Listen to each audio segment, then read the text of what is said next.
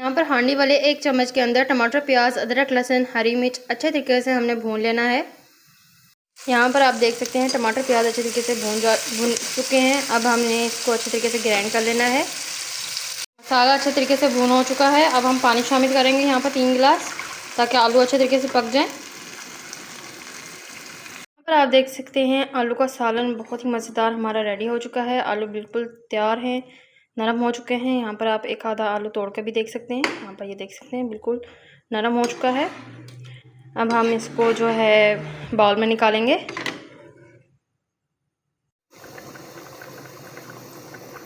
अब हम यहाँ पर धनिया शामिल करेंगे।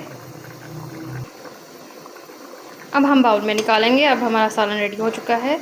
धनिया, हरी मिर्च, अदरक हल्का सा आप शामिल कर सकते हैं।